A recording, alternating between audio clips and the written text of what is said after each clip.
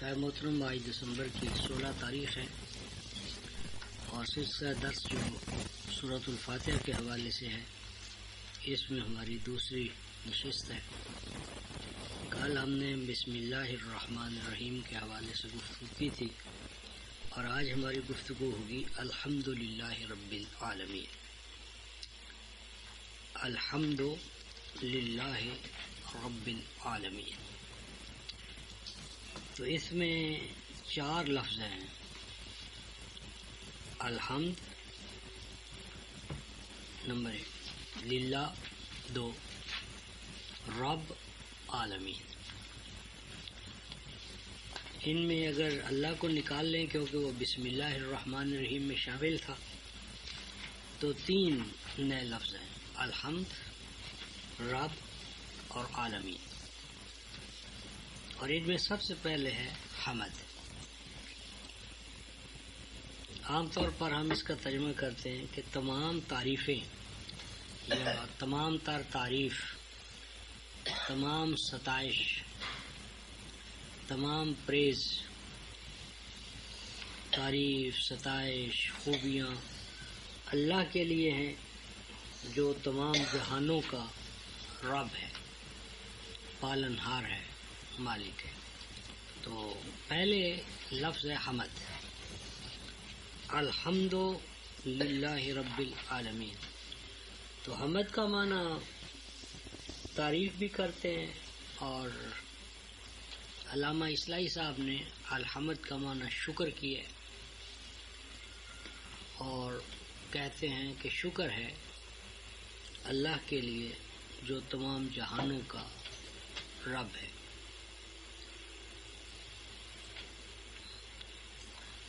تو حمد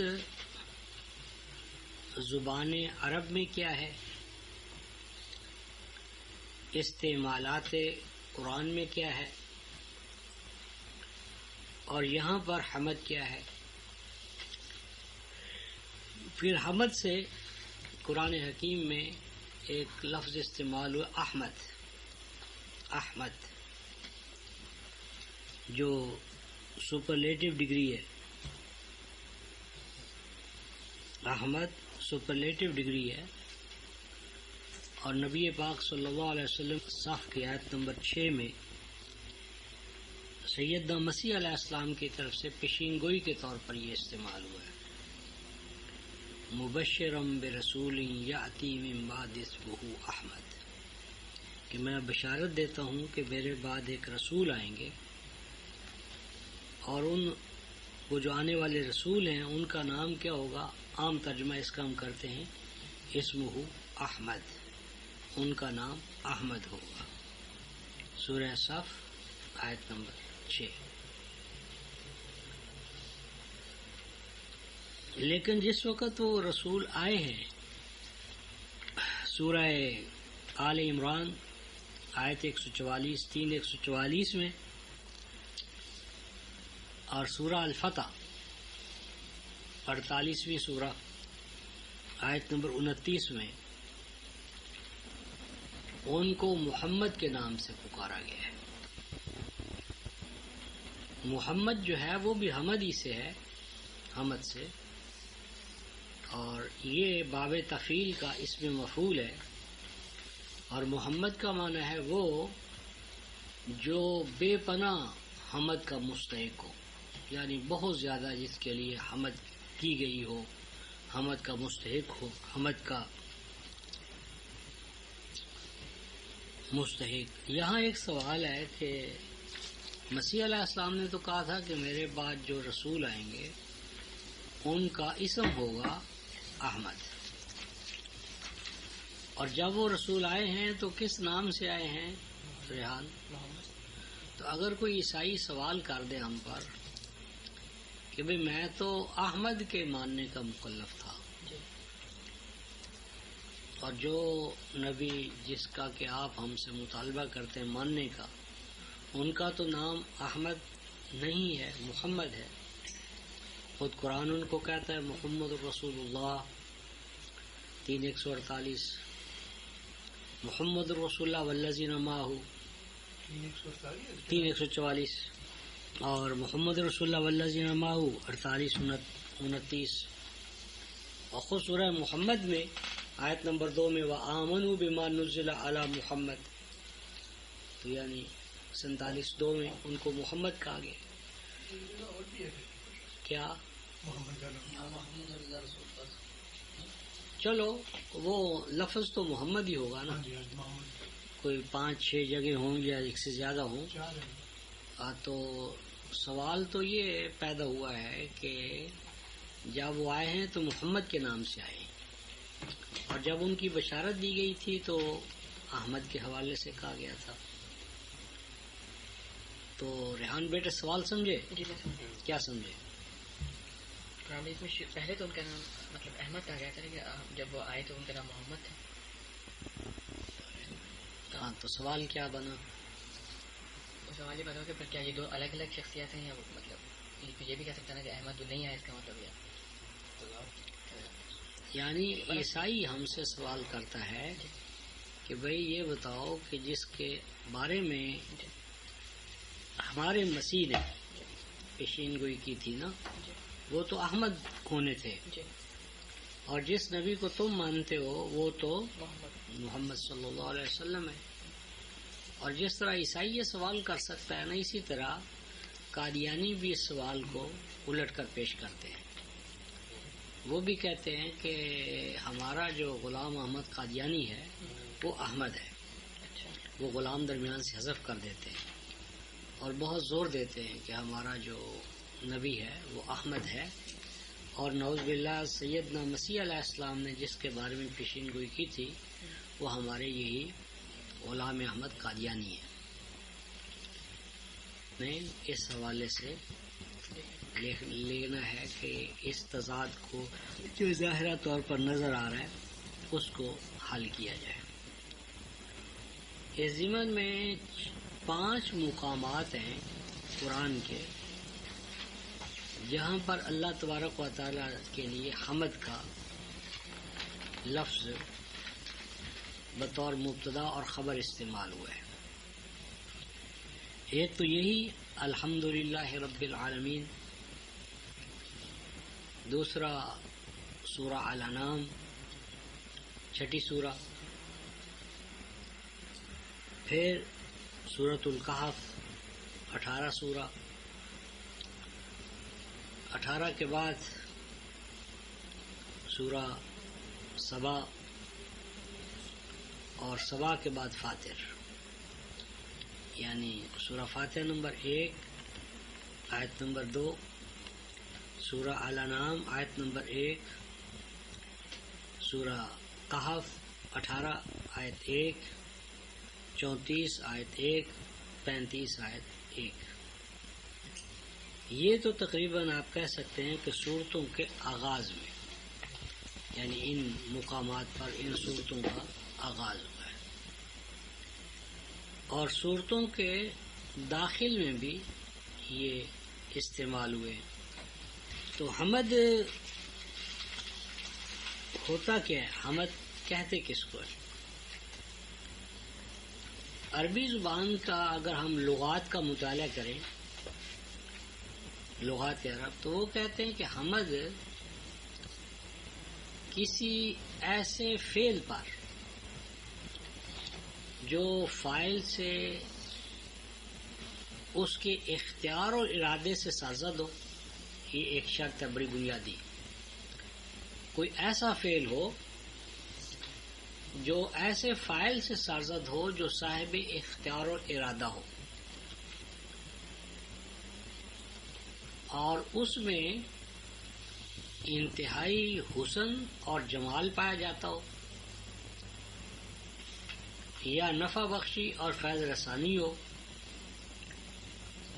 یعنی کوئی ایکٹ جو خارج میں آبجیکٹیولی ایگزسٹ کرے، تخیلات میں نہ ہو، وہم نہ ہو، آبجیکٹیولی وہ ایگزسٹ کرے فعل، وہ انتہائی حسن اور جمال پر مبنی ہو، یا بے پناہ اس میں منفعت پائی جاتی ہو، اور جس سے سرزد ہو وہ اپنے اختیار ارادے سے اس کا اظہار کرے.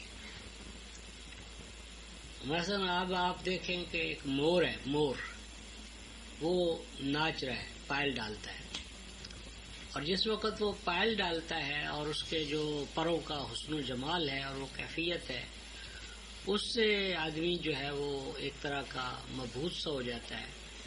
لیکن اس وقت وہ عرب حمد کا لفظ استعمال نہیں کرتے بلکہ مدح کا لفظ بولتے ہیں، کیونکہ جو اس کا حسن و جمال ہے وہ اس سے اختیار و ارادے سے سرزد نہیں ہوتا، اور نہ وہ حسن و جمال اس کا ذاتی ہوتا ہے. یعنی مور کے اندر جو پروں کے اندر یا اس کے حیات قضائی کے اندر جو حسن پایا جاتا ہے یا جس کا اظہار وہ پائل ڈالنے کے دوران کرتا ہے، اس پر عرب مور یا طاؤس جسے کہتے ہیں، طاؤس کے لیے حمد کا لفظ استعمال نہیں کریں گے. یوں نہیں کہیں گے احمد الطاؤس، میں طاؤس کا حمد، مور کی حمد بیان کرتا ہوں. نہیں، حمد تو وہ کریں گے مور کے خالق کے لیے جس نے مور کو پیدا کیا ہے، اور مور کے لیے وہ مدح کا لفظ استعمال کریں گے. میم دال ہے، مدح.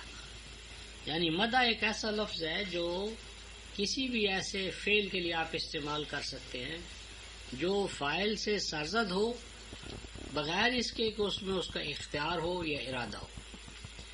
لیکن مدح کے برعکس حمد کا لفظ وہ استعمال کرتے ہیں جب فاعل سے وہ سرزد ہو اور فاعل صاحب اختیار اور ارادہ ہو، وہ اپنے آزادانہ اختیار اور ارادے سے اس کا اظہار کرے، یا تو اس میں بے پناہ حسن پایا جاتا ہو، جمال پایا جاتا ہو، یا بے پناہ اس میں منفعت اور نفع بخشی ہو دوسروں کے لیے، اور اس سے وہ جبر اور اکراہ کے بغیر وہ فعل سرزد ہو.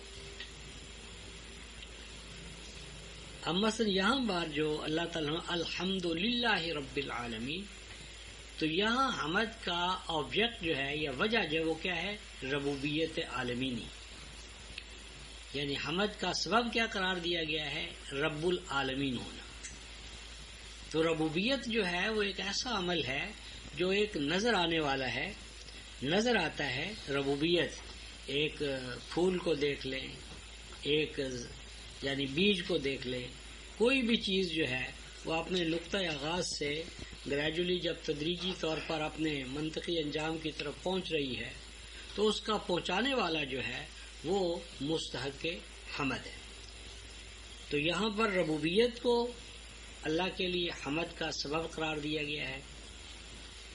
اور سورہ الانعام میں اللہ تعالیٰ کے خالق ہونے کو اور ظلمات اور نور اور موت اور حیات اور یہ سلسلہ کون و مکان اور اس کے اندر جو نفع بخشی اور فیض رسانی ہے اس کو موضوع حمد بنایا گیا ہے.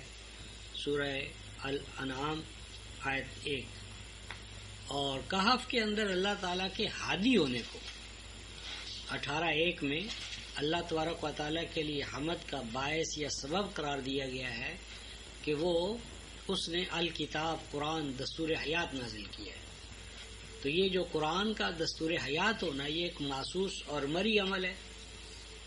محسوس ہے، مری ہے، بے پناہ اس میں حسن ہے، جمال ہے، اور انسان کے لیے اسے نفع بخش فیض رسانی کا انتہائی اس میں مظہر ہے، یہ اظہار ہوتا ہے. اور اسی طرح صبا میں اللہ تبارک و تعالیٰ کے لیے جو حمد ہے تو وہ جزا اور سزا، جزا اور سزا، مجازی ہونا، جزا و سزا. تو جزا اور سزا جو ہے وہ بھی ایک محسوس اور مری عمل ہے. اور اگر ظالم کو ظلم پر سزا نہ دی جائے اور مظلوم کو ظلم سے نکالا نہ جائے تو اس کے بغیر یہ کائنات یا نظام جو ہے وہ بیکار ماض ہے. لازم ہے کہ فاعل کو اس کے فعل کی، عامل کو اس کے عمل کی، ظالم کو اس کے ظلم کی، اور عدل اور انصاف پر چلنے والے کو اس کو عدل و انصاف کا بدلہ ملے. تو فاتر اور صبا میں اللہ تبارک و تعالیٰ کی صفت مجازات، جزا دینا، بدلہ دینا، یعنی مکافات عمل، وہ جو ہے وہ سبب قرار دیا گیا ہے. تو یہ جو ان مقامات کے علاوہ ہم سورہ الانعام کی آیت 45 میں دیکھتے ہیں، سورہ الانعام آیت نمبر 45، فقطع دابر الذین ظلموا، فقطع دابر الذین ظلموا والحمد للہ رب العالمین، پس کاٹ دی گئی، فقطع، فا کا معنی پس، قطع پیسے وائس ہے، پس کاٹ دی گئی کیا؟ دابر القوم الذین ظلم، ظلم کرنے والی قوم کی جڑ اور بنیاد، ظالم قوم کو جڑ بنیاد سے اکھاڑ دیا گیا، یعنی ظلم کے جو اسباب تھے، وسائل تھے، اگر ظالم ختم کر دیں لیکن ظلم کے اسباب ختم نہ کریں تو ظلم ختم نہیں ہوگا۔ تو لازم ہے کہ ظالم قوم جس اساس پہ ظلم کرتی ہے وہ اس سے چھین لی جائے، ورنہ ایک اور ظالم پیدا ہو جائے گا۔ تو ظالم قوم کی جو جڑ اور اساس ہے اس کے مارے جانے یا کاٹ دیے جانے کو فرمایا والحمد للہ رب العالمین۔ اس کے نتیجے میں اللہ تبارک و تعالیٰ نے اپنے لیے کہا کہ یہ ہو گیا، ظالم قوم کی جڑ مار دی گئی، اور ظالم کا ظلم سے روک دیا جانا یہ حمد کا باعث ہے۔ تو جب آپ ظالم کو ظلم سے روکیں گے تو بے ساختہ مظلوم کی زبان پر اللہ تبارک و تعالیٰ کے لیے یا اس فرد یا ادارے کے لیے جو اس کو ظلم سے نجات دیتا ہے ایک تحسین و آفرین کا اظہار ہوگا۔ یعنی آپ کسی کو دیکھ رہے ہیں کہ ظلم میں پس رہا ہے، مر رہا ہے، اس کو کوئی ظالم مار رہا ہے تو آپ اس کو ظلم سے چھڑائیں تو بے ساختہ اس کی زبان پر آپ کے لیے تعریف کا، تحسین کا، آفرین کا ایک اظہار یا کلمہ ظاہر ہوگا۔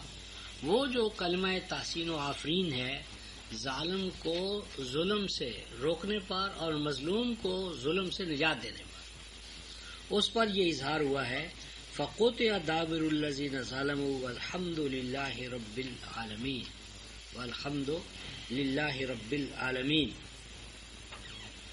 اب مثلا 40-65 دیکھیں، اللہ الذی جعل لکم الارض قرارا والسماء بناء وصورکم فاحسن صورکم ورزقکم من الطیبات ذالکم اللہ ربکم فتبارک اللہ رب العالمین هو الحی لا الہ الا هو فادعوہ مخلصین لہ الدین الحمد للہ رب العالمین۔ فرمایا کہ اللہ وہ ہے کہ جس نے تمہارے لیے زمین کو ایک ایسی چیز یعنی بنایا جس میں تمہارے لیے تمکن ہے، سکونت ہے، قرار ہے، اطمینان ہے، وہ تمہارے لیے سکون کا، اطمینان کا مقام ہے، اور سما جو ہے وہ تمہارے قیام کو قائم رکھنے کا، برقرار رکھنے کے وسائل کا ذمہ دار ہے۔ اس نے تمہیں صورتیں عطا کی اور بہترین صورتیں عطا کی، تمہیں خوشگوار نعمتیں عطا فرمائی۔ یہ رب ہے رب العالمین، وہی زندہ ہے، زندگی عطا کرنے والا، بس اسی کو تم پکارو۔ اب ان اوصاف کا جو موصوف ہے نا اس پر فرمایا کہ الحمد للہ رب العالمین، یعنی اللہ تبارک و تعالیٰ کا خالق ہونا، رزاق ہونا، مبارک ہونا، برکات کو پیدا کرنا، سامان نشو و نما پیدا کرنا اور بلا مزد و معاوضہ یہ تمام چیزیں عطا کرنا، تو اس پر فرمایا الحمد للہ رب العالمین۔ اور یہ جو الحمد للہ رب العالمین ہے اس کے لیے عقل اور علم اور حکمت کی ضرورت ہے، یعنی اس فعل کو، پروسیس کو سمجھنے کے لیے ضروری ہے کہ آپ کے پاس ان مواقع کا علم ہو جن کی وجہ سے اللہ تبارک و تعالیٰ کے لیے حمد ہے۔ مثلا 1675 میں سورہ النحل دو مومن اور کافر کی مثال دی ہے۔ مومن کی اور کافر کی مثالیں آ رہی ہیں. ضرب اللہ مثلا عبدا مملوکا، ایک سلیو ہے، غلام ہے، مملوک ہے، لا یقدر علی شیء، اس کے پاس کوئی اختیار و ارادہ ہی نہیں ہے. ایک غلام ہے جس کے پاس کوئی اختیار و ارادہ نہیں ہے، لا یقدر علی شیء، اس کے پاس کوئی اختیار و ارادہ نہیں ہے، مجبور محض ہے. اور ایک اور ہے وَمَنْ رَزَقْنَاهُ مِنَّا رِزْقًا حَسَنًا، ایک اور شخص ہے کہ جس کو خوشگوار رزق عطا ہوا ہے، حسین و جمیل رزق عطا ہوا ہے، اور اس رزق کو پا کر وہ سانپ کے طور پر اس پر نہیں بیٹھ گیا. رزق ملا اس کو، وسائل ملے، فَهُوَ يُنْفِقُ مِنْهُ سِرًّا وَجَهْرًا، وہ دن رات اوپن، پوشیدہ، ظاہر، خوشی سے، اوپنلی ان کا انفاق کرتا ہے، اس کو خرچ کرتا ہے. کیا اب یہ دونوں برابر ہو سکتے ہیں؟ یعنی ایک شخص ہے مجبور محض جس سے آپ کو کوئی فائدہ نہیں پہنچ سکتا، اور ایک شخص ہے کہ وہ وسائل سے مالا مال ہے، اور وہ وسائل اپنی ذات پر خرچ کرنے کی بجائے اپنی ابنائے نو پر، ساتھیوں پر، رفیقوں پر خرچ کرتا چلا جا رہا ہے. تو اگر آپ دونوں میں سے کسی ایک کا سلیکشن کرنا پڑے تو آپ کس کو سلیکٹ کریں گے؟ دوسرے بھائیوں کو دیتا ہے، جو انفاق کرتا ہے. کیا دونوں یہ برابر ہو سکتے ہیں؟ حل یستوون، قرآن کو کیا یہ دونوں برابر ہو سکتے ہیں؟ انفاق کو خرچ کرتا یعنی ایک خرچ کرنے والا ہے، ایک بخیل ہے، اور ایک لا یقدر علی شیء. یہ جو دونوں مثالیں ہیں، یہ دونوں اوپر جا کر دیکھیں تو یہ خالق اللہ اور اللہ کے برعکس جو بت ہے اس پر بھی فٹ آ سکتا ہے. یعنی جو بت ہے جس کو آپ نے خود گھڑا ہے، جو آپ کا خود تراشیدہ ہے، فیبریکیٹڈ ہے، اس کے پاس کیا اختیار ارادہ ہو؟ وہ تو خود مجبور محض ہے، کسی کا بنایا ہوا ہے. لا یقدر علی شیء، اس کے پاس تو کوئی قدرت ہی نہیں ہے. تو جب اس کے پاس قدرت نہیں ہے تو اس کی پرستش کرنے والا، ماننے والا، اس کو آئیڈیل بنانے والا، اس میں قوت و طاقت کہاں سے آئے گی؟ یعنی آپ کا آئیڈیل جو ہے وہ اتنا مریل ہے، گھٹیا ہے، تو آپ کے اندر برتری، علو کہاں سے آئے گا؟ فرمایا کہ ہل یستوون، کیا یہ دونوں برابر ہو سکتے ہیں؟ تو جب دو بندے برابر نہیں ہو سکتے تو اوپر جا کر دو خالق جو ہیں، یعنی معبود جو ہے، وہ دونوں برابر کیسے ہو سکتے ہیں؟ آگے قرآن کہتا ہے الحمدللہ بل اکثرہم لا یعلمون. فرمایا کہ یہ الحمدللہ، حمد تو ہے اللہ کے لیے، الحمدللہ یعنی کہو حمد اللہ کے لیے ہے، لیکن آگے کیا فرمایا؟ بل اکثرہم لا یعلمون، لیکن اکثریت ایسے لوگوں کی ہے جو یہ بھی نہیں جانتے کہ الحمدللہ کا معنی کیا ہے. اکثریت ایسے افراد کی ہے جو الحمدللہ تو کہہ دیتے ہیں، لیکن الحمدللہ کی سگنیفیکینس کیا ہے؟ اللہ کیا آپ کی تعریف کا محتاج ہے؟ یا اللہ میری اور آپ کی عبادت کا محتاج ہے؟ عبادت یا جو کچھ ہے اس سے اللہ کا کچھ نہیں بنتا، یہ تو کچھ آپ کو بنانے کے لیے ہے، آپ کو کچھ اور نوازنے کے لیے، آپ کو کچھ اگلی مراحل سٹیجز میں ارتقاء میں. اگر پوری کائنات اللہ کے وجود کا انکار کر دے تو اللہ پھر بھی اللہ ہے، غنی الحمید ہے. یعنی اللہ اس لیے نہیں ہے کہ آپ اسے مانتے، اور اللہ تعالیٰ نے جو کچھ آپ کو احکام دیے ہیں، دین دیا ہے، قرآن دیا ہے، یہ آپ کی بہتری کے لیے ہے. اللہ تعالیٰ کا کوئی رکا ہوا کام نہیں ہے کہ وہ چلے گا کہ اگر آپ اس کو اللہ مانیں گے، اس کو سجدہ کریں گے، اس کو رکوع کریں گے تو یہ اور تصور ہے. تو فرمایا کہ الحمدللہ، لیکن بل اکثرہم، لیکن ان کی اکثریت کیا کرتی ہے؟ فرمایا کہ وہ علم کے مقام پر نہیں ہے، لیکن ان کی اکثریت جو ہے لا یعلمون کے مقام پر ہے. اب اسی ضمن میں 29-63 دیکھیں، لا یعلمون کو آگے بڑھایا. 29-63 کیوں ریحان بیٹے کیا ہے؟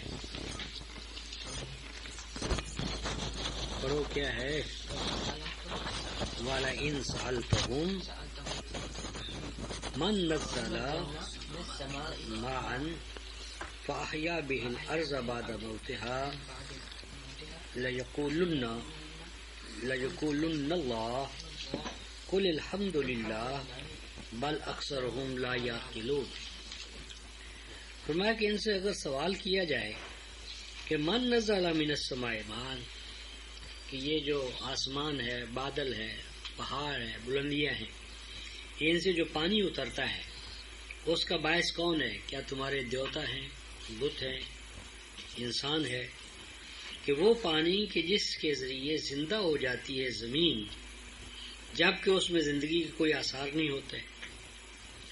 اب یہاں جو بارش کا نزول ہے اور بارش کے ساتھ جو زمین پر فوائد مرتب ہوتے ہیں زندگی کے حوالے سے، ان کو آبجیکٹ قرار دیا ہے الحمدللہ کا.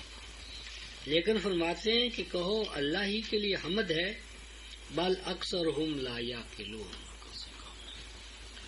لیکن ان کی اکثریت الحمدللہ بھی کہتی ہے لیکن لا یعقل کے مقام پر. اس نے کبھی نہیں جانا، اس پروسیس کو نہیں سمجھا کہ یہ بارش ہوتی کیسے ہے، یعنی بارش کا پروسیس کیا ہے، کیوں کر ہوتی ہے، زمین اس سے پر یہ کس طرح اثر انداز ہوتی ہے، زمین مردہ سے کس طرح زندگی لہلہاتی ہے. تو یہ لا الحمدللہ تو کہہ دیں گے لیکن لا یعقلون کے مقام پر. اب ہم ہر وقت الحمدللہ کی گردان اور تسبیح کر رہے ہیں لیکن ہمیں علم نہیں ہے کہ اللہ کے لیے حمد کا پروسیس کیا ہے. اب اس کام کو سائنٹسٹ جانتا ہے، سائنسدان سمجھ رہے ہیں. سائنسدان کا یہ ہے کہ بارشیں کیوں ہوتی ہیں، کیسے ہوتی ہیں، زمین پر اس طرح کس طرح وہ اثر انداز ہوتی ہے، اس میں کس طرح نباتات اگتی ہیں، کس طرح طرح طرح کی رویدگی ہوتی ہے. تو یہ الحمدللہ تو ہم کہہ دیں گے لیکن کہنے کے باوجود کیا ہوگا، بل اکثرہم لا یعقلون، لیکن اکثریت جو ہے وہ عقل نہیں، الحمدللہ کہنے والوں کی اکثریت بھی عقل سے کام نہیں لیتی.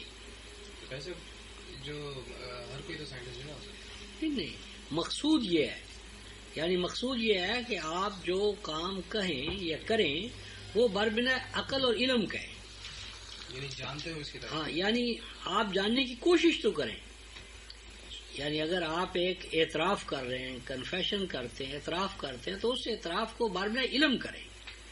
یعنی آپ میں اور حیوان میں کیا فرق ہے؟ یعنی اگر آپ نے بھی حیوانوں کی طرح الفاظ کو دوہرا دینے، آوازیں نکال لینی ہیں، تو آپ میں اور حیوان میں امتیاز کیا ہوا؟ آپ کا جو شرف ہے، فضیلت ہے، برتری ہے ان حیوان پر انسان کی، وہ علم ہے، وہ عقل ہے، وہ انڈرسٹینڈ کرنا ہے. یعنی ہم اگلے ارتقائی مراحل میں کیسے داخل ہوں گے اگر ہم اپنے پروسیس کو سمجھیں گے نہیں؟ تسخیر کائنات کیسے کریں گے؟ یعنی آج حیوان کیوں ایک ہی سٹیج پہ رہتا ہے کہ جہاں اس کا باپ تھا وہیں آج وہ کھڑا ہے، اور حیوان کا بچہ جو ہے وہ انسان سے زیادہ، یعنی اپنے ماضی کا زیادہ وہ جلدی، بلکہ پیدائش کے ساتھ ہی اس کو، یعنی باپ میں اور بیٹے میں کوئی فرق نہیں ہوگا کیونکہ دونوں کی جبلتیں ہیں، اور وہ جبلتیں پیدائش کے ساتھ ہی، آنکھ کھولنے کے ساتھ ہی وہ ان سے پوری طرح جو ہے نا، وہ یعنی ایک چھوٹی مکھی ہو یا بڑی مکھی ہو، وہ اپنے تمام جو اس نوع کے خصائص ہیں وہ اسی دن سے اس کا اظہار کر دیتا ہے. لیکن انسان کا بچہ جب پیدا ہوتا ہے تو اس کے باپ میں زمین آسمان کا فرق ہوتا ہے، یعنی اس کے پاس تو علم ہوتا ہی نہیں. نخرجکم من بطون امہاتکم لا تعلمون شیئا، وہ یعنی جاہل محض ہوتا ہے. لیکن وہ آہستہ آہستہ تجربے سے ارتقائی مراحل طے کرتا ہے. تو یعنی یہاں جو ارشاد فرمایا کہ الحمدللہ کہو، لیکن ان کی اکثریت جو ہے وہ لا یعلمون کے مقام پر ہے، یعنی ان کے پاس علم نہیں ہے. تو الحمدللہ کے لیے بھی آپ کے پاس ایک علم کا محل، مورد، مصداق اس کو آپ کے پاس ہونا چاہیے.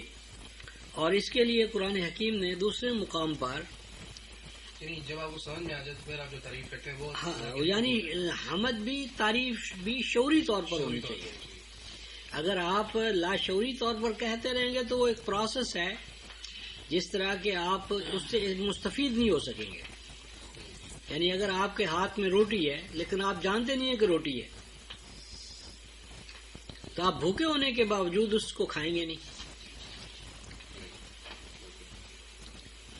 یا جس طرح کہ میں آواز دوں بریڈ بریڈ بریڈ، اور آپ کو نہیں پتا کہ بریڈ کا معنی روٹی ہے، تو آپ بھوکے ہیں، تو آپ میں کوئی تحرک پیدا نہیں ہوگا بھوکا ہونے کے باوجود. لیکن اگر آپ بھوکے ہیں اور میں کہتا ہوں روٹی، تو آپ را کا لفظ سنیں گے تو دوڑ پڑیں گے. آپ پیاسے ہیں، میں کہتا ہوں پانی، تو آپ پا کا لفظ سن کر جو ہے نا وہ آپ دوڑ پڑیں گے. لیکن اگر میں واٹر واٹر کہہ کر تھک جاؤں اور آپ بھی انتہائی پیاسے ہیں تو آپ میں کوئی تحرک پیدا نہیں ہوگا. کسی بھی چیز سے استفادے کے لیے اساس ہے کہ وہ آپ کے علم اور آپ کے عقل کا آبجیکٹ بنے. ادروائز وہ ایک تکرار ہے، کولو کے بیل کی طرح آپ ساری زندگی وہ کرتے رہیں گے، لیکن اس کا امپیکٹ آپ کی ذات پر مرتب نہیں ہوگا. کسی بھی پروسیس سے مستفید ہونے کے لیے پہلی شرط ہے کہ آپ اس کو شعوری سطح پر، شعور کی سطح پر، علم کی سطح پر، عقل کی سطح پر اسے اپریہینڈ کریں. وہ آپ اسے تجزیہ کس طرح کریں گے جب آپ نے اس کا آغاز ہی نہیں کیا، جانتے ہی نہیں کہ یہ ہے کیا. اسی طرح سے ترقی بھی ہوتی ہے.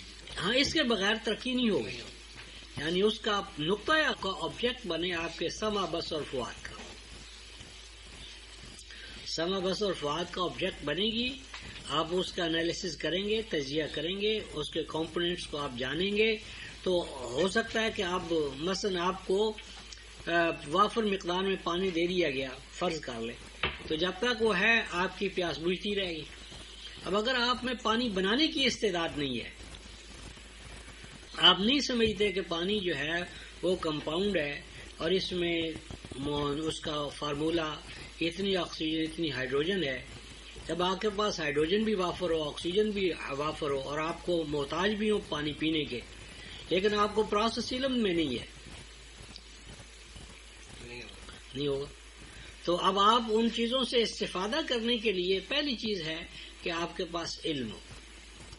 تو اللہ تبارک و تعالیٰ کی ربوبیت سے آپ دیکھیں، یہی زمین تھی ہماری، اور یہی عربوں کے پاس زمین تھی اور بھوکے مر رہے تھے، اور اب وہی زمین ہے، وہی صحرا ہے، اور علم کے حوالے سے اسی میں سے ہم سیال گولڈ نکال رہے ہیں. یعنی آپ کا وہی عرب ہے نا، کوئی نیا عرب تو نہیں پیدا، جغرافیہ تو نیا نہیں بنا. تو کل تک وہ کنگال تھے. آج اگرچہ علم وہ خود انہوں نے حاصل نہیں کیا، تو اب جنہوں نے ان کو وہ علم دیا ہے، شاید علم تو ابھی بھی نہیں دیا میرا خیال. کیوں چوئی صاحب، یا دیا ہے؟ انہوں نے لیا ہی نہیں ہے، انہوں نے دینا شروع بھی نہیں کیا میرا خیال ہے. شروع بھی نہیں کیا، انہوں نے لیا. اور اب تو یہ ہو گیا ہے کہ ہم اپنی بیوقوفی سے یورپ، خاص امریکہ ہے، بعض ایسی سائنسز ہیں کہ جہاں ہمارے مسلمانوں کو داخلہ ہی نہیں ملتا، بین لگا دی. نیوکلیر انجینئرنگ جو ہوتا ہے، ہاں، یعنی وہ داخلہ بند کر دیا ہے. اب ہم چاہیں بھی تو وہ نہیں کر سکتے. تو یہ ہماری نالائکی ہے. اسپیشلی پاکستانیوں کو جو ہے نہیں، مسلمانوں کو، پاکستانی ہو غیر پاکستانی ہو، عرب ہو تو بھی نہیں اسے داخل کریں گے. نیوکلیر پاور بن جائے. ہاں، تو وہ اب ہمارا کام یہ تھا کہ ہم جس طرح اندلس میں، اسپین میں، یورپ ہمارا شاگرد بنا، اور 200 سال تک، 300 سال تک شاگرد بن کر اس نے تمام ہمارے علوم لے لیے اور کوئی مزاحمت نہیں کی، وفادار شاگرد بن کر. تو اسی طرح ہمارے لیے بھی سائنسز کے اندر یورپ کا وفادار شاگرد بننا شرط ہے. اگر ہمارے ہاں صدام کھڑے ہوتے رہیں گے تو یہ امت کبھی بھی ترقی نہیں کرے گی. یعنی اس وقت ہمارے اور ان کے مابین جو تضاد پیدا کر دیا گیا قبل از وقت، پری میچور کلیش، یہ سوائے تباہی کے کچھ نہیں. تو میری بات ہے کہ الحمدللہ رب العالمین کا جو پروسیس ہے یہ بھی علم کی بنیاد پر ہونا چاہیے، اور اس میں ربوبیت کا، خالقیت کا، مجازات کا علم جو ہے وہ علم کے حوالے سے ہمیں اس موضوع کو آگے بڑھانا چاہیے. علم، تعقل، تفکر. اور اسی طرح مثلا سورہ السبا جو ہے، یہ 34ویں سورہ جو ہم نے کہا تھا 34 اور 35 دونوں الحمد کا آبجیکٹ ہیں، موضوع ہیں. تو اس میں اللہ تبارک و تعالیٰ کے حوالے سے الحمدللہ آیت نمبر 1، الحمدللہ الذی لہ ما فی السماوات و ما فی الارض ولہ الحمد فی الآخرہ وہو الحکیم الخبیر. حمد، تحسین و آفرین اس اللہ کے لیے ہے جو ما فی السماوات و ما فی الارض کا واحد مالک ہے. وَلَهُ الْحَمْدُ فِي الْآخِرَةِ، وَلَهُ الْحَمْدُ فِي الْآخِرَةِ کا کیا معنی ہے؟ آخرت میں بھی اس کی تعریف. کیا معنی بیٹے؟ اس میں تو لکھا اور آخرت میں بھی اس کی تعریف. اچھا، الآخرہ کا معنی انجام کار، اور یہ ضد ہے بدایہ کی کہ نقطۂ آغاز میں بھی اور نقطۂ اختتام پر بھی. نقطۂ آغاز پہ قانون ہے، کسی بھی پروسیس. ہاں قانون، اور قانون کا وضع کرنا، قانون بنا دینا، یہ سب سے بڑا احسان ہے. یا جب تک قانون نہیں ہوگا کسی بھی چیز کے لیے تو محتاجی ہوگی قدم قدم پر. سائنٹیفک قانون کی بات ہے، سائنٹیفک ہو یا سوشل ہو یا سول ہو. دونوں. یعنی اب آپ ایک گھر میں بیٹھے ہیں لیکن آپ کو نہیں پتا کہ بھئی یہاں کا ضابطہ کیا ہے، لینا کس طرح ہے، دینا کس کا ہے، میرے ساتھ ڈیلنگز کیا ہوں گی. اب آپ کو علم نہیں ہے کہ آپ کے ساتھ ڈیلنگز کن رولز اینڈ ریگولیشن کے تحت ہوگا، تو آپ کیا کریں گے؟ کچھ بھی نہیں. ہر وقت آپ پر خوف ہوگا. لیکن جس وقت آپ کو رولز اینڈ ریگولیشن بتا دیے جائیں کچھ بھی ہوتا نہیں. تو اس وقت آپ سمجھیں گے کہ اب میں مختار ہوں ان حدود کے اندر. یعنی میرا دائرہ کار یہ ہے، یہ میں نے کرنا، یہ میں نہیں کر سکتا یا نہیں مجھے کرنا چاہیے. تو اب آپ آزادانہ اختیار و ارادے کے ساتھ آپ آگے بڑھیں گے. اور لیکن اگر آپ کو یہ نہ بتایا جائے کہ بھئی آپ کے اس اختیار و ارادے کی آخری ڈومین کیا ہے، کہاں تک آپ جا سکتے ہیں. اب آپ کا اپنا ایک دائرہ ہے اور آپ کو یہ نہ بتایا جائے کہ آپ کے جو باس ہیں مثلا ان کا دائرہ کہاں سے شروع ہوتا ہے، کیونکہ لامحدود تو کوئی بھی نہیں. حدود اور اختیارات میں آپ ایک لیمیٹیشنز ہیں، باؤنڈری لائنز ہیں. باؤنڈری لائنز آپ کو اگر نہ بتائی جائے، اب آپ نے کام کرنا ہے، آپ کو یہ نہیں پتا کتنا کام کرنا ہے، ڈیوٹی دینی ہے کہ یہ نہیں کتنی دیر ڈیوٹی دینی، کب تک آپ ڈیوٹی دیتے رہیں گے. کام آپ کرنا ہے، کام کہاں تک کریں گے. تو لازم ہے کہ آپ کو بتا دیا جائے بھی آپ نے ان حدود کے اندر یہاں تک جانا ہے. تو وہ جو یہاں تک جانا ہے، یہاں سے آگے نہیں جانا، یہ آخرہ ہے. ہر چیز کی آخرت ہے، ہر چیز کا ایک آخری منتہا ہے، اور اس کا ایک اور ہے آخرہ جو اس کا نتیجہ ہے. یعنی آپ ایک قانون بناتے ہیں، اب اس کا ہر قانون کے پیچھے آخرت ہے. اب مثلا قانون آپ کیوں بناتے ہیں؟ قانون بنانا اپنی ذات میں کوئی مسئلہ نہیں ہے، قانون کا بھی ایک فلسفہ ہے. اب مثلا آپ نے کہا کیپ ٹو دا لیفٹ، ہم نے کہا keep to the right. Europe میں کیپ ٹو دا لیفٹ، امریکہ میں کیپ ٹو دا رائٹ. اب یہ کیپ ٹو دا لیفٹ ہو یا کیپ ٹو دا رائٹ ہو، یہ اپنی ذات میں کوئی آئیڈیل نہیں ہے، اس کے پیچھے بھی ایک فلسفہ ہے. اب مثلا ہم کہتے ہیں بھئی سائیکل پر 2 آدمیوں کو نہیں بیٹھنا چاہیے، فرض کر لیں. اب ہم یہ اس قانون جو بناتے کیوں بناتے رہے بیٹے؟ تحفظ کے لیے، مطلب یعنی مقصود اپنی ذات میں قانون نہیں ہے، مقصود ہے زندگی کو آسانیوں کے ساتھ پرامن طریقے سے زندگی گزارنا اور زیادہ سے زیادہ بینیفٹ حاصل کرنا. اب آپ کہتے ہیں بھئی میں تو اتنا ایکسپرٹ ہوں کہ میں تو 3 بھی ہم بیٹھ جائیں سائیکل پر تو ہم ایکسیڈنٹ نہیں ہونے دیں گے. تو اب آپ کے لیے ہم کیا کریں گے ران بیٹے؟ یعنی ہم قانون آپ کے لیے الگ نہیں کریں گے. آپ ایکسپرٹ ہیں ہم مان لیتے ہیں لیکن قانون وہی رہے گا. ان کے پیچھے قانون جو ہے وہ موم کی ناک نہ ہو کہ آپ ادھر سے پکڑیں ادھر سے پکڑیں یا اس کو مقصود بھی ذات بنا لیں. قانون اس وقت جو ہے یا تو لالسنس ہے یا پھر قانون کو ہم اس طرح لے لیتے ہیں کہ اس کے پیچھے زندگی ختم ہو جاتی ہے. یعنی قانون قائم رہتا ہے اور جس کے لیے قانون وہ مر جاتا ہے. جس کے لیے قانون بنا ہے وہ ختم ہو جاتا ہے. آدمی خودکشی کر لیتا ہے, معاشرہ ختم ہو جاتا ہے. تو وَلَهُ الْآخِرَةُ یعنی ہر قانون جو ہے نظام جو ہے اس کے پیچھے ایک منتہا ہوتا ہے, نصب العین ہوتا ہے, پرپز ہوتا ہے, فلسفہ ہوتا ہے. اگر وہ فلسفی حکم کے پیچھے ختم ہو جائے, اس کو یہاں اشارہ وَهُوَ الْحَكِيمُ الْخَبِيرُ وَهُوَ الْحَكِيمُ الْخَبِيرُ. لیکن 64 میں دیکھیں يُسَبِّحُ لِلَّهِ مَا فِي السَّمَاوَاتِ وَمَا فِي الْأَرْضِ لَهُ الْمُلْكُ وَلَهُ الْحَمْدُ وَهُوَ عَلَى كُلِّ شَيْءٍ. یعنی ہر چیز مصروف گردش ہے, فرائض و واجبات کو ادا کرنے کے لیے مصروف تغدو ہے.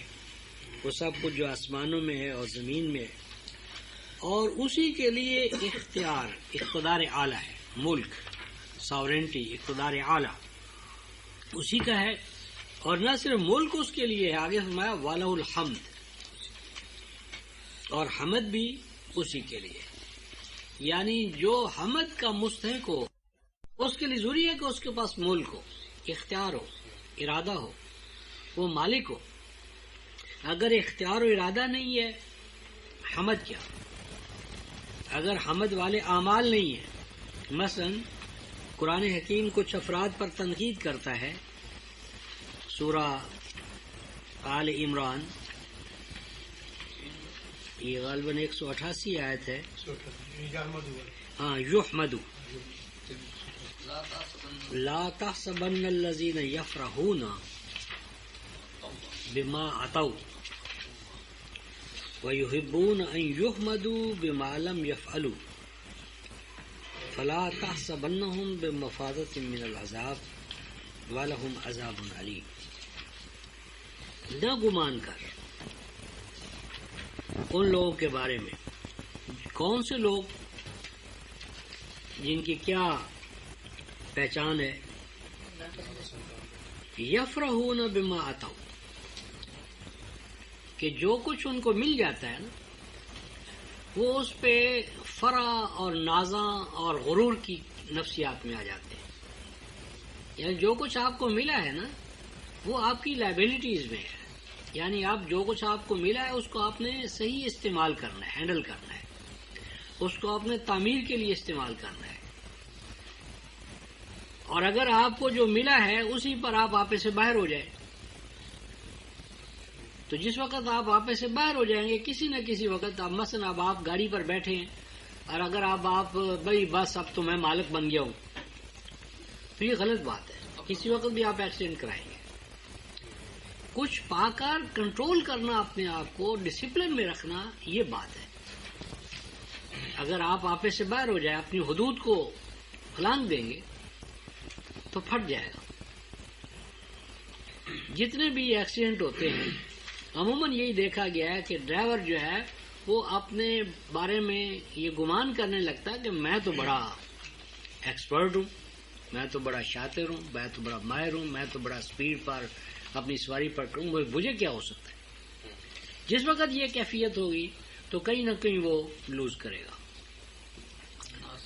پھر فرماتے ہیں یحبون, اور یہ لوگ محبت رکھتے ہیں, پسند کرتے ہیں, ان یحمدوا, کہ ان کی حمد ہو, تعریف ہو, لیکن آگے کیا فرمایا؟ بما لم یفعلوا، تعریف والے کام نہیں کرتے. یعنی وہ چاہتے ہیں کہ ان کی حمد ہو. قرآن کہتا ہے حمد کروانا برا نہیں ہے، لیکن ہونا کیا چاہیے کہ کوئی حمد والا فعل تو کرو، کوئی کسی کی ربوبیت کرو، ظلم کو ختم کرو، دوسروں کے اختیار و ارادے میں اضافہ کرو، دوسروں کے کام آؤ، دوسروں کے بنے ہوئے کام کو بگاڑنا یہ تو حمد نہیں ہے. بگاڑ میں حسن پیدا کرو، کوئی بناؤ پیدا کرو، ٹھہراؤ پیدا کرو، تعمیر پیدا کرو. تو فرمایا کہ وہ افعال نہیں کرتے. اب ہمارے ہاں یعنی ہر جگہ پلیٹیں لگ گئی ہیں کونسلرز کی، ناظموں کی، اور بنا کچھ بھی نہیں، کام ہوئے بھی نہیں. تختیاں پہلے لگ گئی ہیں، پلیٹیں پہلے لگ گئی ہیں، سڑکوں پر، پارکوں پر، یہ ہے وہ ہے. اور جو بنا ہے وہ قومی خزانے سے بنا ہے. تمہارا اس میں کیا ہے؟ وہ تو گورنمنٹ ملازمت پی ڈی پی وہ پبلک ڈویژن ورکس والے بھی تو کر رہے تھے، انہوں نے تو اپنی کبھی پلیٹ نہیں لگوائی. یعنی کارپوریشن جو ہے وہ بھی تو کام کرتی ہے، پارک بناتی ہے، سڑکیں بنواتی ہے اور پبلک ورکس کا کام کرتی ہے. تو ان میں سے کسی نے کبھی اپنا کوئی نیم پلیٹ لگوائی؟ یا یہ کام سارا مزدور کرتا ہے، کارکن کرتا ہے، اور پلیٹ آ کر جنرل صاحب کی لگ جاتی ہے. یعنی کام کس نے کیا ہے؟ کام کارکن کرتا ہے، اور پلیٹ جو ہے وہ اس کی لگتی ہے جس نے کبھی اس کو کیا ہی نہیں. تو یہ زوال پذیر قوموں کی علامت ہے. زندہ قومیں وہ ہوتی ہیں جو کریڈٹ دیں کس کو؟ کارکن کو، کارکن کو جس نے وہ کام کیا ہے. تو نتیجہ یہ نکلے گا کہ ہر آدمی میں جذبہ پیدا ہوگا کام کرنے کا، انیشیٹو لے گا، اور قومیں دنوں میں کہاں سے کہاں پہنچ جائیں گی. اور جہاں کارکن کو پتا ہے کہ مجھے تو کچھ ملنا ہی نہیں ہے، تو وہ انیشیٹو کیوں لے؟ یا جہاں پر آپ کو پتا ہے کہ ہم نے جتنی بھی جان مارنی ہے اس جان مارنے کا ہمیں ملنا تو کچھ نہیں، تو جب آپ اس کو اپریسیشن نہیں دیں گے، قدر افزائی نہیں کریں گے، اس کو احساس نہیں دلائیں گے. اب آج ہمارے کام میں ہم اپنے کام کو، جو ڈیوٹی ہماری ہے وہ ہم اس کو کہتے ہیں بیگانگی. میرا کام اور میرا اپنا جو عمل ہے، میں کام کرتا ہوں، میرا اس میں سیلف انٹرسٹ نہیں ہے.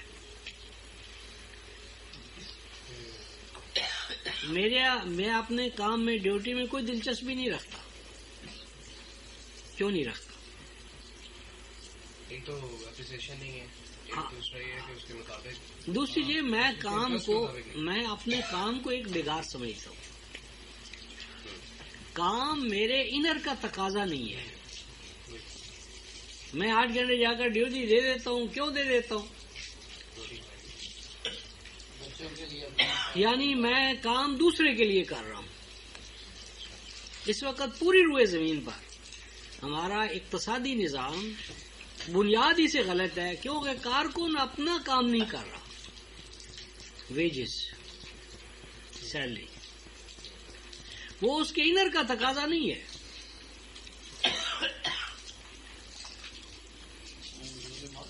یعنی یہ کام میرے اوپر مسلط کیا گیا، میرا جبر ہے، مجبور ہوں میں کہ میں یہ کروں. اگر نہیں کروں گا تو بیوی بچوں کا پیٹ کیسے پالوں گا؟ جس طرح کے ایک مزدور جو ہے وہ 8 گھنٹے کام کرنے پر مجبور ہے، اس کے بغیر پیٹ کیسے پالے گا؟ تو نیچے سے اوپر تک ہمارا پورا جو اقتصادی نظام ہے وہ جبر پر قائم ہے.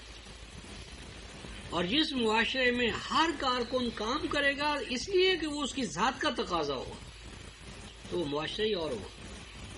لیکن کیسے ہو سکتا ہے؟ ابھی مزدور جو ہے وہ تو اس کو ایسے ہی نہیں ہے، یا کوئی کار انجینئر ہے. جس وقت ہم معاشرے کو اقدار وحی پر قائم کریں گے تو ہر فرد کا کام اس کے انر سے پھوٹے گا. جس وقت وہ تبدیلی آئے گی نا، وہ تبدیلی آئے گی جو اقدار وحی پر جو قائم ہوگا. تو وہ نظام ہی اور ہوگا. کام کے اور کارکن کے مابین اس وقت ایک ویج ہے, رکاوٹ حائل ہے. وہ کام اس کے انر کا تقاضا نہیں ہے. تو یہ ایک پورا فلسفہ ہے. تو بہرحال اس وقت ہم یہ بتا رہے ہیں کہ جو کام ہے نا ہمارا وہ بیگار ہے, بیگار ہے, فٹیگ ہے. قرآن کہتا ہے کہ مومن کام سے تھکے گا نہیں. جنتی معاشرے میں تھکاوٹ نہیں ہوگی, اور تھکاوٹ اس وقت نہیں ہوتی. دیکھو بچہ جو ہے وہ کھیلتے کھیلتے تھکتا ہے نہیں, کام کرنے کے دوران روٹی بھول جاتا ہے. اور وہ بچہ جانتا ہے کیوں ریحان بیٹے. یعنی میری بات ہے کہ وہ اس کے انر کا تقاضا ہوتا ہے, جو بھی اس کا انر ہوتا ہے وہ اس کے انر کا تقاضا ہوتا ہے. اور اس کو اس کی منشا کے خلاف, مرضی کے خلاف آپ بٹھا دیں پڑھنے پر تو اسی وقت تھک جاتا ہے. نیند آتی ہے, تھکاوٹ ہوتی ہے, اکتاہٹ ہوتی ہے, کبھی ادھر ہاتھ مارتا ہے کبھی ادھر ہاتھ مارتا ہے. تو وہ کیوں مارتا ہے؟ وہ اس کے انر کا نہیں.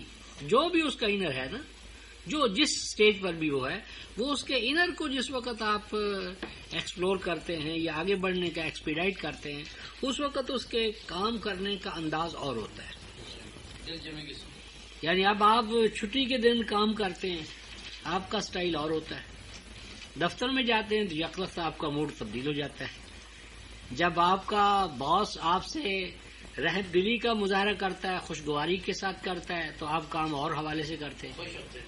اور جب وہ ناراض ہو کر آپ سے کوئی جبرن کام لیتا ہے, کام تو دونوں صورتوں میں جبر ہے, لیکن ایک صورت میں جبر نظر آ رہا ہوتا ہے, تو اس وقت آپ کے کام کی کیا نوعیت ہوتی ہے؟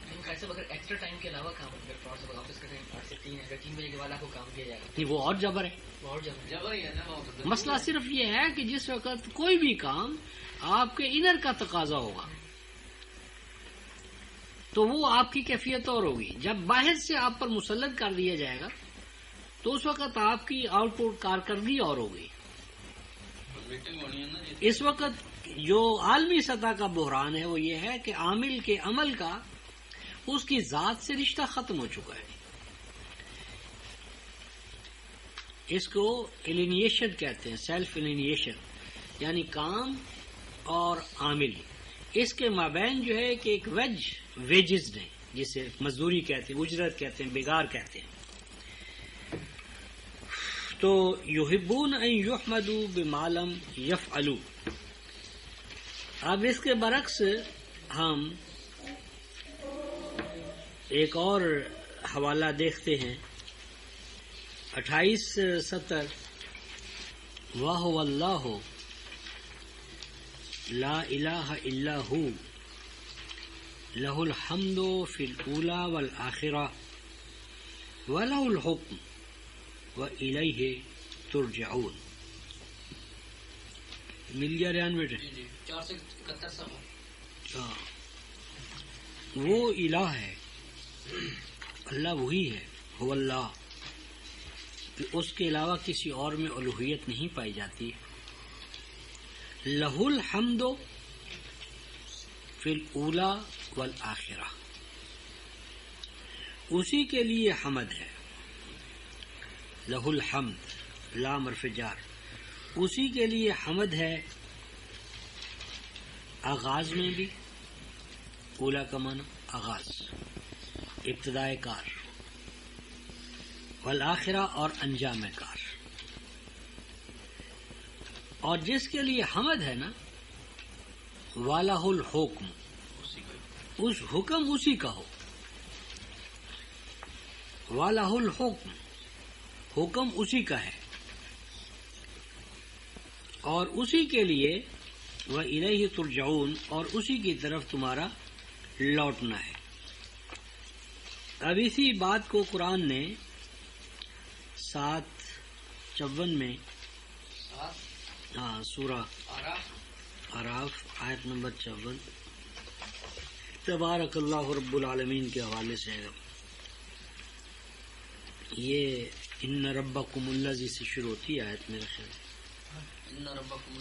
تمہارا رب بلا شبہ تمہارا رب وہ ہے جس نے آسمان و زمین کو بنایا 6 مراحل میں, اور پھر اس کے سینٹرل کنٹرول سسٹم پر بھی اسی کی گرفت ہے. رات اور دن ایک دوسرے کے پیچھے لگے ہوئے، چاند سورج نجوم و کواکب تمام تر اس کے قانون کے اندر جکڑے ہوئے ہیں. آگے ہے الا لہ الحکم الا لہ الخلق والامر تبارک اللہ رب العالمین.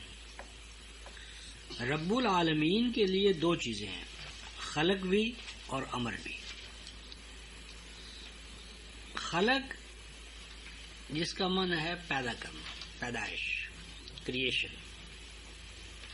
خلق بھی اور امر بھی. اگر خلق ہو اور امر نہ ہو، گائیڈنس، کمانڈ. یعنی آپ نے ایک چیز بنائی ہے اور یہ آپ نہیں بتاتے کہ آپ نے یہ چیز کیوں بنائی ہے، کیسے بنائی ہے، پرپز کیا ہے، فنکشن کیسے انجام دے گی. یعنی آپ نے ایک واشنگ مشین بنائی ہے، بنا دی، لیکن اب آپ ہمیں یہ نہیں بتاتے کہ فنکشنز کیا ہیں، فنکشنز کو یہ انجام کیسے دے گی، اور اگر اس میں کوئی گڑبڑ ہوگی تو دوبارہ اس کی اوور ہالنگ کیسے ہوگی، تو استفادہ کیسے ہوگا. اگر آپ ہی کی وہ خلق ہے تو لازم ہے کہ آپ اس کے پروسیس سے ہمیں آگاہ ہوں.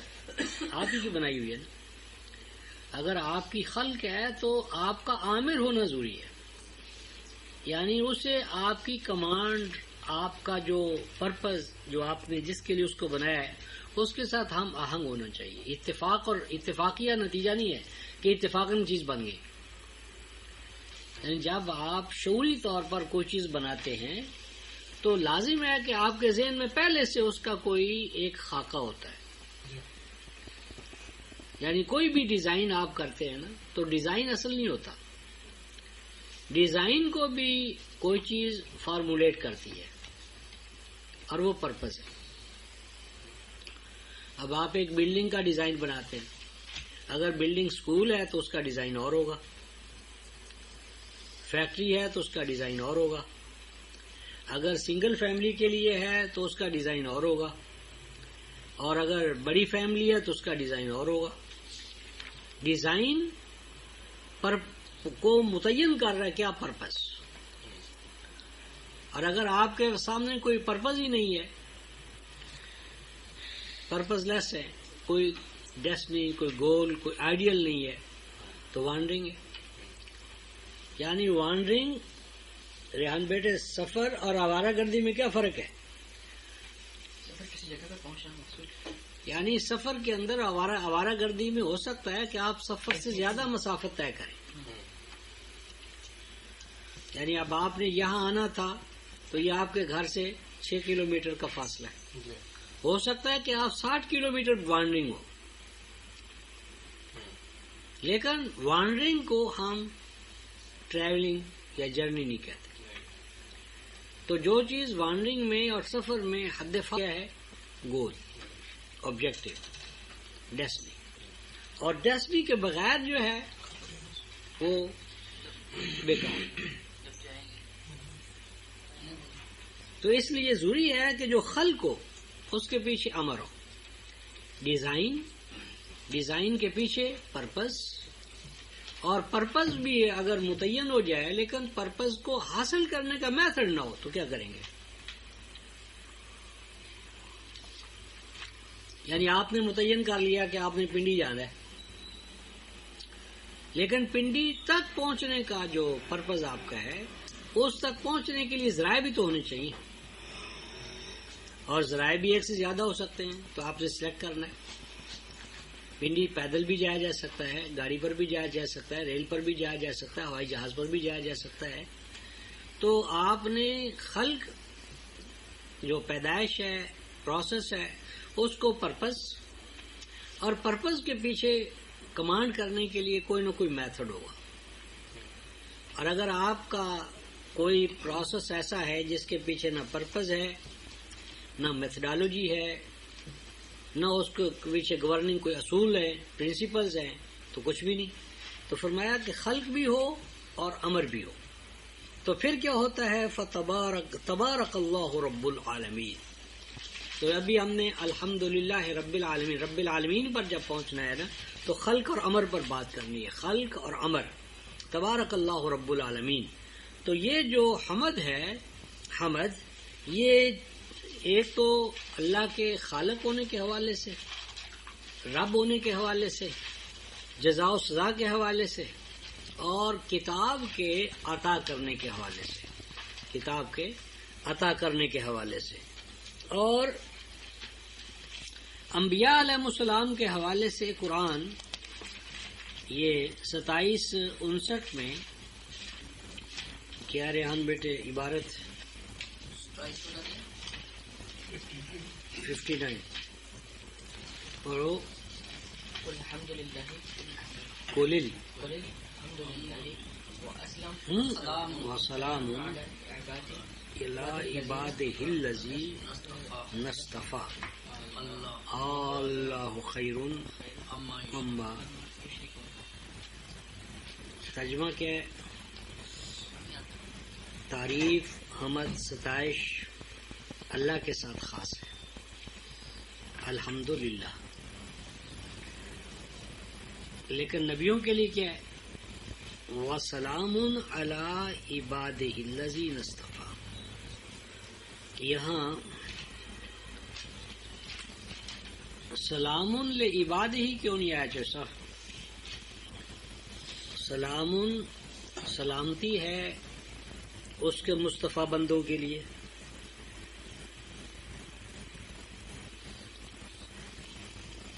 یہ کیوں نہیں کہا؟ سلام سلام سلامتی ہے علی عبادہ، عباد مصطفیٰ پر سلامتی ہے. یہ کیوں نہیں فرمایا کہ عباد مصطفیٰ کے لیے سلامتی ہے؟ یعنی میں کہتا ہوں بھئی یہ کتاب تمہارے لیے ہے، الکتاب لک، کتاب تمہارے لیے. سلام کو علی کا علی، سلام علی عبادہ الذین اصطفیٰ.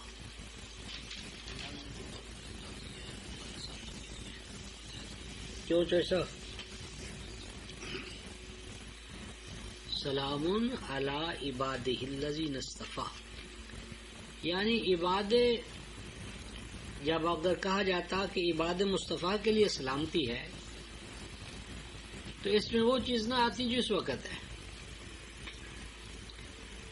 اس وقت ہے عباد مصطفیٰ پر، یعنی سلامتی عباد مصطفیٰ کو تلاش کرتی ہے.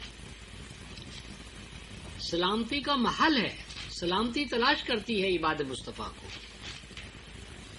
عباد مصطفیٰ اس مقام پر پہنچے ہوئے ہیں کہ سلامتی ان کی تلاش میں ہے، یعنی سلامتی محتاج ہے عباد مصطفیٰ کی. یعنی اگر عباد مصطفیٰ میں آپ ہوں گے تو آپ کا یہ مقام ہے، منصب ہے، سٹیٹس ہے کہ سلامتی آپ کی تلاش میں نکلے. سلامتی کا محل، مورد عباد مصطفیٰ ہے. اور آگے جو فرماتے ہیں کہ یہ اللہ اللہ، یہ دو تھے حمزہ، اللہ اصل میں تھا اللہ خیرون. یہ دو حمزے اکٹھے ہو جائیں تو یہ مدہ کے طور پر لکھا گیا ہے. کیا اللہ بہتر ہے؟ خیر کا، اختیار کا، قدرت کا، طاقت کا منبع ہے، یا وہ کہ جن کو یہ اس کے ساتھ شریک ٹھہراتے ہیں؟ اور آگے اللہ تبارک و تعالیٰ کے وہ جو کام ہیں وہ بیان فرمائے کہ وہ یہ کام کرتا ہے، یہ کام کرتا ہے، یہ کام کرتا ہے. اس کے لیے جو حمد کے جو افعال ہیں وہ سارے آگے پھر بیان ہو گئے. وہ خالق ہے، وہ بارش نازل کرتا ہے، اس کا یہ فطرت کے جتنے بھی سارے مظاہر ہیں ان کو ایک ایک کر کے زیر بحث لایا جائے گا. اس کے ساتھ ہی آیت 93 دیکھیں اسی کی.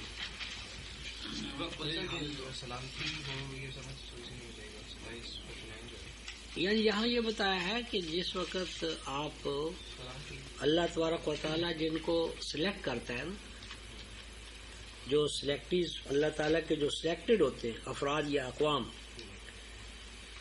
تو ان کا یہ سٹیٹس اور منزل کہ سلامتی ان کی تلاش میں نکلے، یعنی ان کو سلامتی مانگنی نہیں پڑتی، سلامتی ملتی، سلامتی از خود ان کو سلام کرتی ہے. یا جس طرح کہ اب آپ کو سلامتی کا جو مطلب ہے سیفٹی اینڈ سیکورٹی، حفاظت میں ہاں سیفٹی اینڈ سیکورٹی، ہاں یہی تو اسلام ہے. ہاں قل الحمدللہ، یہ 93 جو ہے 93 سیریکم آیاتہ فتعرفونہا وما ربک بغافل عما تعملون. قل الحمدللہ، کہو تمام تر تحسین و آفرین اللہ کے لیے. کیوں؟ سیریکم آیاتہ،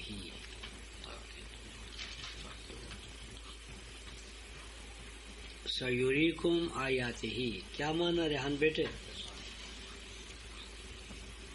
قریب اپنی نشانی دکھائیں. یہاں حمد کا سبب یہ قرار دیا سیریکم آیاتہ، ضرور ضرور ہے. اگر اللہ تبارک و تعالی مورد حمد ہے، مستحق حمد ہے، تو سیریکم آیاتہ. اب آیات تقوین اور آیات تنزیل، آیات فطرت صحیفہ فطرت کی شکل میں، اور آیات تنزیل جو اس نے ریویل نالج ہے، ریویل نالج قرآن کا علم، اور تقوین صحیفہ فطرت، صحیفہ فطرت. اس میں صرف حوالے کے طور پر ابھی ہم اسی مقام پر رہیں گے. حوالے کے طور پر سورہ جاسیہ کا ایک مقام ذہن میں رکھا کریں. ہاں سورہ جاسیہ 45 ہے. دیکھیں آیت نمبر 3 بلکہ ان فی السماوات والارض لآیات. مل گیا ریحان بیٹے؟ ان فی السماوات والارض، سماوات والارض میں کیا فرمایا؟ آیات ہیں. کن کے لیے؟ مومنوں کے لیے یا امریکہ کے لیے؟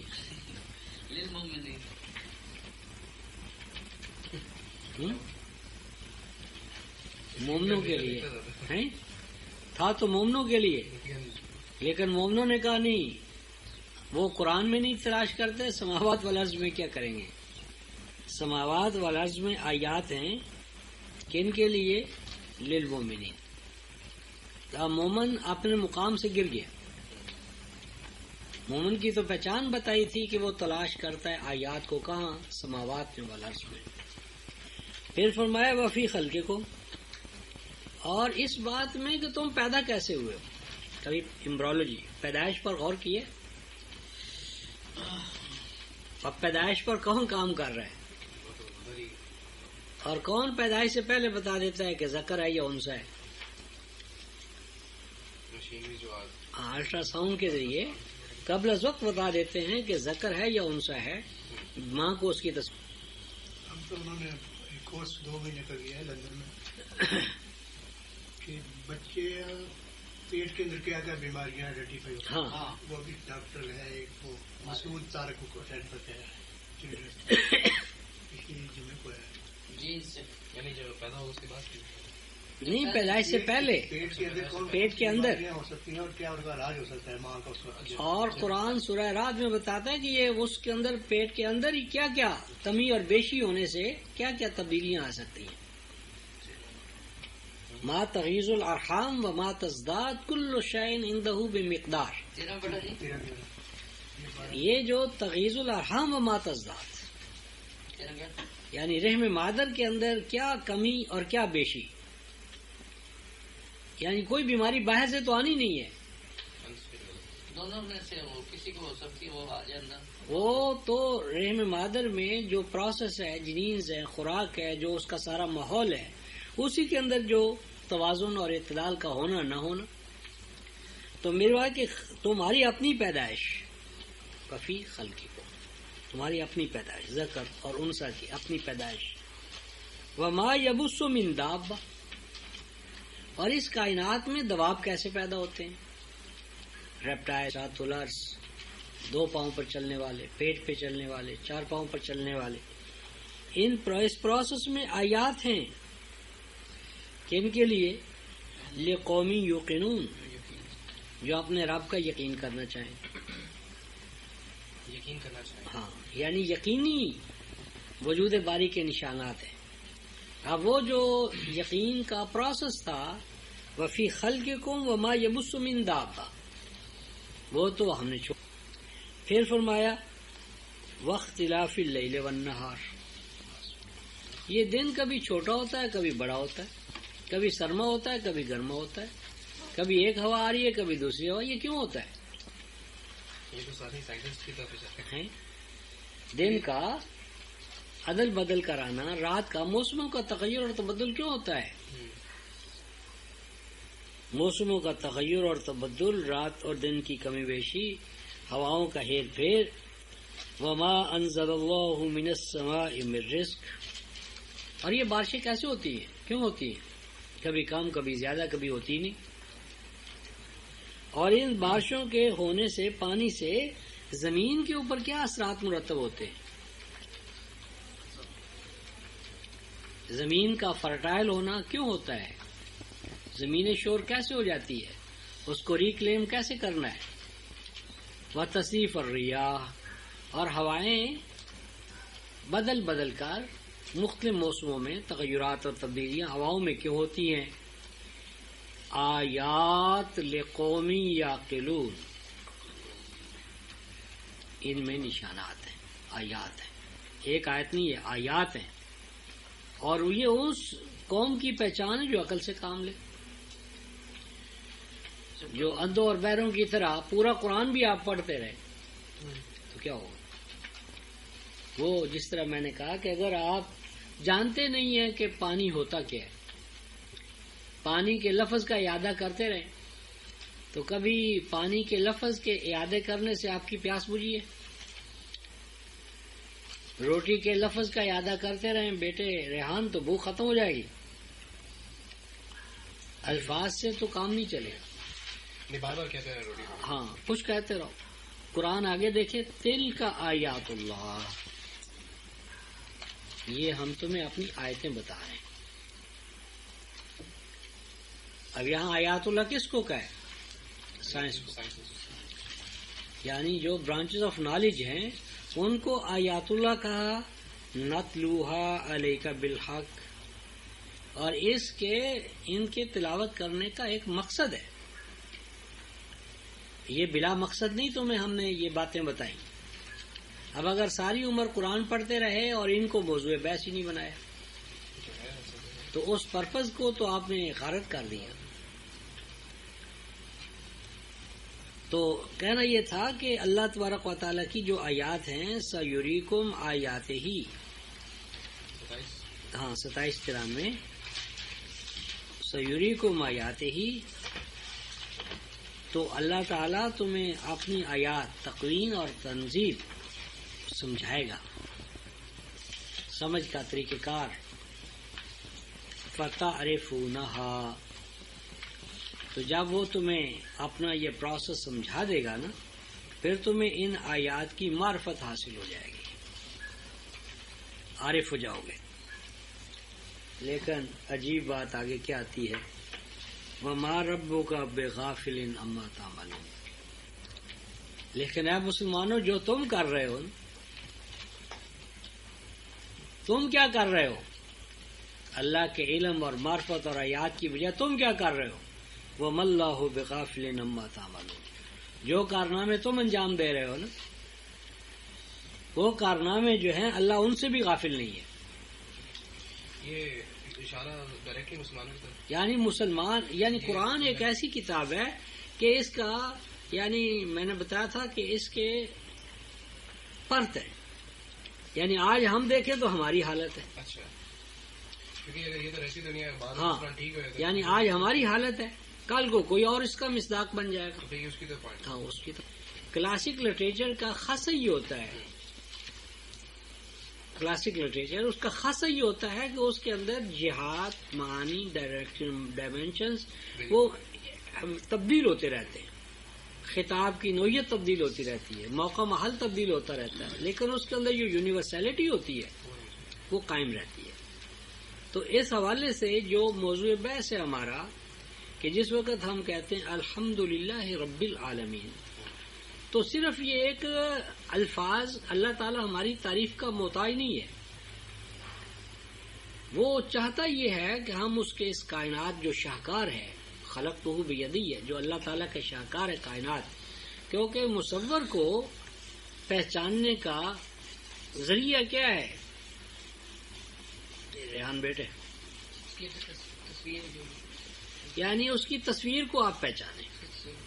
جتنا آپ تصویر کے اندر اتریں گے اتنا آپ کو مصور کا علم حاصل ہوگا. شاعر کو پہچاننے کا ذریعہ اس کا شعر ہے، مصنف کو پہچاننے کا ذریعہ اس کی تصنیف ہے، کیونکہ تصنیف کے اندر مصنف اپنے آپ کو ایکسپوز کرتا ہے، شعر کے اندر شاعر کرتا ہے، تصویر کے اندر مصور اترتا ہے. جتنا آپ اس کو گراسپ کرنا چاہتے ہیں، کمپریہنڈ کرنا چاہتے ہیں، آپ اس کی تصویر میں اتریں. تو اللہ تبارک و تعالیٰ کی معرفت کے ایک تو خارجی کائنات افعال و اعمال الہی ہیں، اور دوسرا الفاظ الہی ہیں، الفاظ الہی. تو الحمد کے اندر اللہ تبارک و تعالیٰ کی وہ خوبیاں اور کمالات جو خارجی کائنات کے اندر ربوبیت کی شکل میں، خالقیت کی شکل میں، حادیت کی شکل میں، اور مجازیت جزا و سزا، یہ چار ہیں. یعنی اللہ تبارک و تعالیٰ کا بطور خالق، بطور رب، بطور ہادی اور بطور مجازی جزا و سزا. ہادی جو آپ کو گائیڈنس دیتا ہے، وہ گائیڈنس خارجی کائنات کے حوالے سے بھی ہے اور ریویل نالج الکتاب کی شکل میں. یہاں سے یہ ایک بات کہ جو بھی حمد ہے یہ تو انڈرسٹینڈ جو کرے گا وہ کرے گا. ہاں ہم پھر وہ جو اللہ کی تعریف وہاں سے سمجھے گا کہ یہ اللہ نے بنایا تو وہ اللہ کو پسند ہے وہ چیز کہ یعنی یہ کام کرنے کے بعد. ہاں تو جو یہ کر ہی نہیں سکتے. میں بتاتا ہوں. یہ تو انٹلیکٹ ڈیپینڈ، یعنی عقل سے انٹلیکٹ سے. تو یہ تو ہر کسی میں کس طرح سے ہو سکتا ہے؟ اب ہر کوئی سائنٹسٹ یا ہر کوئی کاری بڑا تو نہیں بن سکتا. ایک ہے کہ بن نہیں سکتا اور ایک ہے کہ وہ بن نہیں رہا.